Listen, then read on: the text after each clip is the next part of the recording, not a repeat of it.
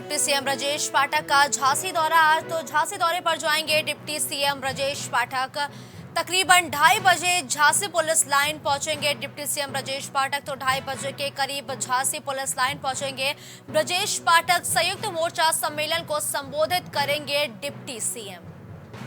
दीनदयाल सभागार में संयुक्त मोर्चा सम्मेलन होगा, जिसको संबोधित करते हुए दिखाई देंगे डिप्टी सीएम ब्रजेश पाठक। और ये सम्मेलन झांसी में आयोजित होना है। तो डिप्टी सीएम ब्रजेश पाठक का झांसी दौरा आज।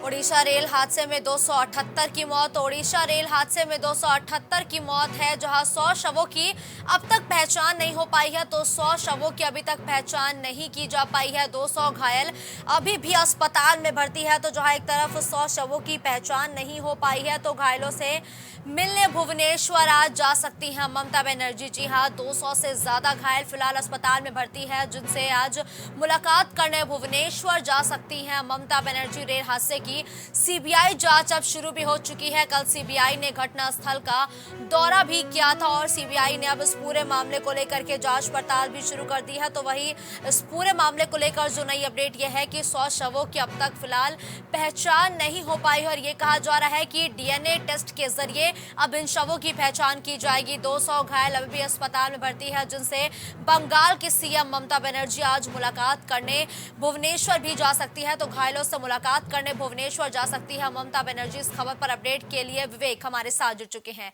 विवेक, सीबीआई ने हादसे पर अब जांच शुरू कर दी है और आज एक नया दिन है। नए दिन के साथ क्या नई अपडेट मिल पा रही है इस जांच को लेकर विवेक? देखिए, अगर बात की जाए तो जो ये रेल हादसा बालासोर में हुआ था, अब तक जो पुष्टि हुई है वो 278 लोगों की मौत की पुष्टि हो गई है। 3 दिन बीत चुके हैं, लेकिन 100 के करीब में 100 ऐसे हैं जिनकी पहचान अभी तक नहीं हो पाई है। और सीबीआई की टीम भी कल घटनास्थल पे गई थी। 10 सदस्यीय टीम ने मंगलवार को घटनास्थल का जायजा भी याद किया। उधर हादसे में मरने वाले 278 लोगों में अगर बात करें तो 100 ऐसे हैं जिनकी पहचान नहीं हो पाई है। अब बात की जा रही है कि डीएनए टेस्ट के आधार पर जो है इनकी पहचान की जाएगी। और इसमें डीआरएम भुवनेश्वर रिंकेश राय ने ये बताया कि घायल 1100 लोगों में से 900 लोगों को इलाज के बाद छुट्टी दे दी गई है, लेकिन तकरीबन उड़ीसा के अलग अलग अस्पतालों में 200 लोगों का इलाज अभी भी चल रहा है। अगर बात की जाए तो जिस तरीके से ये तमाम तस्वीरें या विजुअल हमने देखे हैं इस हादसे के बाद से, वो काफी डराने वाले हैं, काफी भयभीत करने वाले हैं। रेलवे से दुर्घटना से प्रभावित लोगों के लिए बाकायदा हेल्पलाइन नंबर और ऑनलाइन लिंक भी जारी कर दिए गए हैं। लेकिन जो 200 लोग अभी भी गंभीर रूप से घायल हैं, उनके परिजन लगातार उनको ढूंढ रहे हैं, अलग अलग अस्पतालों में जा रहे हैं। और जिस तरीके से अभी भी कुछ लोग ऐसे हैं जो गंभीर रूप से घायल हैं, उनका इलाज जो है, उनका उपचार किया जा रहा है। देखिए विवेक, ये भी कहा जा रहा है कि 100 मृतक ऐसे हैं जिनके शवों की फिलहाल शिनाख्त तक नहीं हो पाई और लगातार उनके परिजन जो अस्पताल पहुंच रहे हैं शव की शिनाख्त करने में लगे हुए हैं। लेकिन अगर शिनाख्त नहीं हो पाती है तो और क्या कुछ तरीका अपनाया जाएगा कि शवों की शिनाख्त हो सके जल्द से जल्द? देखिए, एक तो जितने भी लोग होंगे जो ये यात्रा इस समय कर रहे थे, सबके परिवारों को जो है वो सूचित भी किया जा चुका है। जिन लोगों ने गुमशुदगी की रिपोर्ट दर्ज कराई है, उस लिहाज से उनकी खोजबीन जारी रहेगी। और बाद में एक माध्यम आता है डीएनए टेस्ट का, जिसके बाद शवों की पहचान की जाएगी। कुछ अगर ऐसे जैसे मान लीजिए अगर उनका पहचान पत्र मिलता है या फिर उनका कोई भी ऐसी चीज मिलती है जिनसे उनकी पहचान हो सके, तो तमाम चीजें जो है वो की जाएंगी ताकि शवों की पहचान की जाए, शिनाख्त की जाए और जो बॉडी है वो परिवार वालों को सुपुर्द की जा सके। परिजन वहां पहुंच रहे हैं, शवों की शिनाख्त भी कर रहे हैं कि उनके लोग इस मरने वालों की संख्या में है या नहीं है। इसके बाद बिल्कुल, धन्यवाद विवेक इस खबर पर हमारे साथ जुड़ते हुए तमाम अपडेट दर्शकों तक पहुंचाने के लिए। तो एनआईआरएफ में राम मनोहर लोहिया और केजीएमयू की रैंकिंग गिरी है। तो राम मनोहर लोहिया और केजीएमयू की रैंकिंग गिर चुकी है। बीबीएयू में टॉप 100 में जगह बनाई है। तो राम मनोहर लोहिया की रैंकिंग गिर चुकी है, जबकि एसजीपीजीआई को 7वां स्थान मिला है।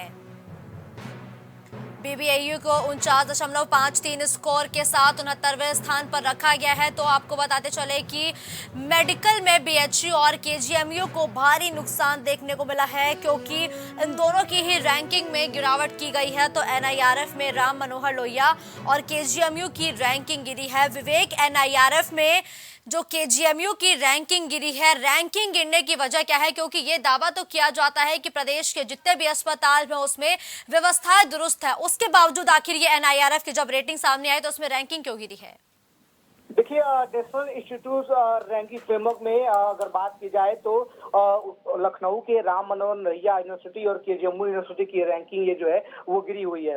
और जिस प्रकार से टॉप 10 में माफ कीजिएगा टॉप 100 में जिस प्रकार से बीबीएयू ने अपना जो है स्थान कायम रखा है और लखनऊ के अन्य विश्वविद्यालयों और संस्थानों से अच्छा प्रदर्शन करके भी दिखाया है। अलग अलग श्रेणियों में रैंकिंग निर्धारित की जाती है, जिसमें इंस्टीट्यूटियल रैंकिंग अलग होती है, मैनेजमेंट रैंकिंग अलग होती है, प्रशासनिक रैंकिंग अलग होती है। इसके पहले भी हमने देखा है कि केजीएमयू को जहां A++ उम्मीद थी मिलने की, नैक की रैंकिंग में भी केजीएमयू में गिरावट दर्ज की गई थी और उसको A+ से संतोष करना पड़ा था। इसके बाद अगर बात करें तो मैनेजमेंट में आईआईएम ने अपना स्थान बरकरार रखा है। इसके अलावा लॉ कॉलेज की बात करें तो आरएमएल लखनऊ और मेडिकल में बीएचयू केजीएमयू की भी रैंकिंग मेडिकल कॉलेज में गिरी हुई है। ओवरऑल बीबीएबीयू ने 49.53 स्कोर के साथ अपनी 69वीं रैंकिंग हासिल की है। पिछली बार बीबीयू की रैंकिंग 78 थी, यानी 9 रैंकिंग का सुधार इस बार बीबीयू ने किया है। लेकिन अगर बात की जाए तो विश्वविद्यालय श्रेणी में बीबीयू ने कुल 42वीं रैंकिंग प्राप्त की है और बीते साल इसकी रैंकिंग 75 थी, यानी भीमराव अंबेडकर यूनिवर्सिटी लखनऊ की, जिसमें लगातार सुधार हो रहा है। हर साल कुछ न कुछ सुधार होता भी जा रहा है। अगर बात करें मेडिकल में तो बीएचयू और केजीएमयू को नुकसान हुआ है। निफ्ट की जो मेडिकल कैटेगरी की रैंकिंग जारी की है उसमें केजीएमयू को 1 रैंक का नुकसान हुआ है। इस साल उसकी 12वीं रैंक है, वहीं पिछले साल उसने 11वीं रैंक हासिल की थी। जबकि लखनऊ के Sanjay Gandhi post graduate institute यानी एसजीपीजीआई ने लखनऊ में अपने 7वीं रैंक को कायम रखा है और अपने वर्चस्व को बनाए भी रखा है। अगर बात बिल्कुल, करें धन्यवाद विवेक इस खबर पर हमारे साथ जुड़ने के लिए।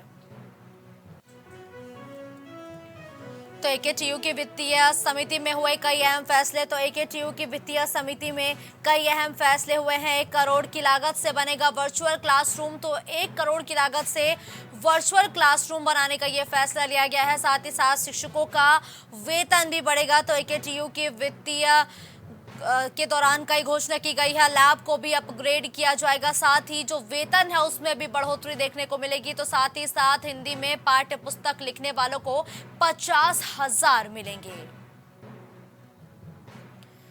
इस दौरान ई बुक्स भी खरीदी जाएंगी। तो तमाम कई ऐसे फैसले हैं जो लिए गए हैं। तो वित्तीय समिति में हुए कई अहम फैसले। तो इस खबर पर विवेक हमारे साथ जुड़ चुके हैं। विवेक, एकेटीयू के जो बैठक में वित्तीय समिति के दौरान क्या कुछ अहम फैसले लिए गए हैं और इससे कितना फायदा देखने को मिलेगा? विवेक, देखिए, अगर बात की जाए तो एकेटीयू की वित्तीय समिति की बैठक हुई थी। इस समिति में सभी पदाधिकारी उपस्थित थे और काफी अहम निर्णय भी इसमें लिया गया, जिसमें सबसे बड़ा निर्णय ये है कि बकायदा 1 करोड़ की लागत के वर्चुअल क्लासरूम बनेगा।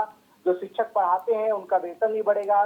जो लैब है वहाँ पे उनको भी अपग्रेड किया जाएगा और सीधे टेक्नोलॉजी से अपग्रेड करने के बाद बच्चों को नई चीजें भी सिखाई जाएंगी। इसके अलावा हिंदी में पाठ्य पुस्तक लिखने वालों को 50,000 रुपए भी मिलेंगे।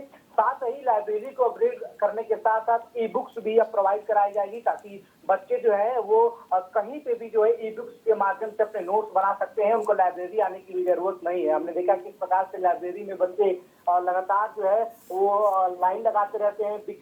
बुक चूज कराने के लिए काफी दिक्कतों का सामना करना पड़ता है और उनको एग्जाम के लगभग 15-20 दिन पहले वो बुक्स जो है वो सबमिट करने होते हैं, जिसके बाद उनको शेड्यूल जारी कर दिया जाता है। अगर ई बुक्स बाकायदा अपडेट की जाएगी, ई बुक्स की तकनीक आ जाएगी, तो बच्चों को इन सब चीजों से झंझटों से छुटकारा मिलेगा। वो आराम से जो है कहीं पे भी ई बुक्स के जरिए अपनी पढ़ाई कर सकते हैं और एग्जाम में उसे नोटबुक भी बना सकते हैं। तो काफी अच्छी पहल है एकेटीयू के द्वारा। बिल्कुल विवेक, देखिए डिजिटल इंडिया की बात तो की जाती है और कहा जा रहा है कि जो इंटरनेट है वो पढ़ाई के लिए एक अच्छा माध्यम है, लेकिन अभी भी कई क्षेत्र ऐसे हैं विवेक जहां पर नेट कनेक्टिविटी प्रॉपर नहीं होती है। तो ऐसे में छात्रों को ई बुक डाउनलोड करने में परेशानी आती है। तो आखिर उसका समाधान क्या होगा फिर विवेक?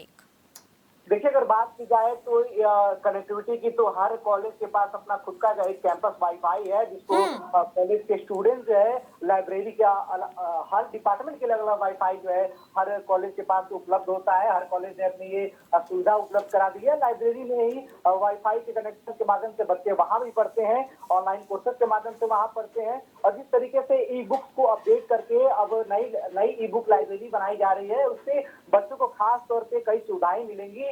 वो अपने हिसाब से अब रात में दिन में जब उनकी मर्जी अपने हिसाब से उस ई बुक्स का यूज कर सकेंगे, अपना login number, student login number डाल के उनका यूज कर सकते हैं और अपने हिसाब से उनको जो है नोट्स में प्रोवाइड करके एग्जाम की प्रिपरेशन भी कर सकते हैं। और जिस तरीके से अगर फिजिकल लाइब्रेरी की बात की जाए तो हमने देखा है कि तमाम दिक्कतों का सामना बच्चों को करना पड़ता है, किताबें काफी पुरानी होती हैं और इसके लिए ई बुक्स के लिए फायदा होगा कि अपडेटेड किताबें बच्चों को सब्जेक्ट के लिए मिलेंगी, ताकि उनको जो है जो अपडेटेड चीजें हैं, जो अपडेटेड राइटर्स हैं, जो उनकी थ्योरी है, उनको पढ़ने में ज्यादा मदद मिलेगी। बिल्कुल, धन्यवाद विवेक इस खबर पर हमारे साथ जुड़ने के लिए। तो लखनऊ में प्रदेश को मिलेंगे 8,000 नए लेखपाल, तो 8,000 नए लेखपाल उत्तर प्रदेश को मिलेंगे। जल्द ही भर्ती की प्रक्रिया पूरी कर दी जाएगी, जिसके बाद 8,000 नए लेखपालों की नियुक्ति की जाएगी। साथ ही राजस्व के निस्तारण में भी तेजी आएगी। जून के अंत तक 8,000 लेखपालों की नियुक्ति की जाएगी। तो 8,000 नए लेखपाल उत्तर प्रदेश को मिलेंगे, तो प्रदेश को मिलेंगे 8,000 नए लेखपाल, जिनकी नियुक्ति भी जल्द ही की जाएगी। जल्द ही भर्ती की प्रक्रिया भी पूरी कर दी जाएगी। मिशन 2024 में जुटी बसपा, तो 2024 की तैयारियों में बसपा अब जुट चुकी है। मिशन 2024 के लिए बहुजन समाज पार्टी का गांव चलो अभियान देखने को मिलेगा। तो बहुजन समाज पार्टी 2024 की तैयारियों में जुट गई है, जहां 1 लाख गांव पहुंचने का बसपा ने संकल्प लिया है। हर बूथ पर 10 यूथ को जोड़ेंगे। तो मायावती ने 2024 को देखते हुए कई अहम फैसले लिए हैं। लगातार पदाधिकारियों के साथ बैठक भी जारी है। तो वहीं मायावती ने कहा कि तकरीबन 1.5 लाख बूथ को मजबूत किया जाएगा। 3 महीने तक बसपा कैडर यूथ को पार्टी से जोड़ेगा और यूथ को जोड़ने की कवायद भी अब बसपा सुप्रीमो करती हुई दिखाई दे रही है। सभी 75 जिलों में अभियान शुरू करेगी बहुजन समाज पार्टी। तो मिशन 2024 में बहुजन समाज पार्टी अब जुट चुकी है।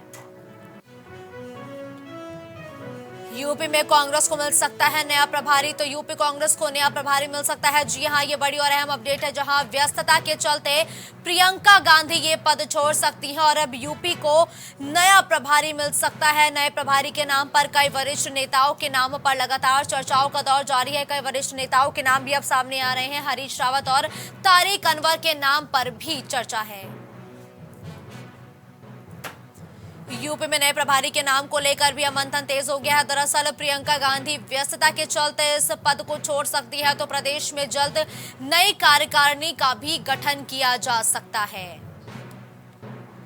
ब्रजलाल खाबरी लोकसभा चुनाव तक बने रहेंगे अध्यक्ष, तो ये ऐलान किया गया है। तो ब्रजलाल खाबरी लोकसभा चुनाव तक फिलहाल अध्यक्ष बने रहेंगे और कर्नाटक में जीत के बाद प्रियंका गांधी की भूमिका बदली हुई दिखाई देगी। तो यूपी में कांग्रेस को नया प्रभारी मिल सकता है। दरअसल प्रियंका गांधी व्यस्तता के कारण इस पद को छोड़ सकती हैं। व्यस्तता के चलते प्रियंका गांधी इस पद को छोड़ सकती है, जिसके बाद अब कई नामों को लेकर भी चर्चाएं तेज हैं।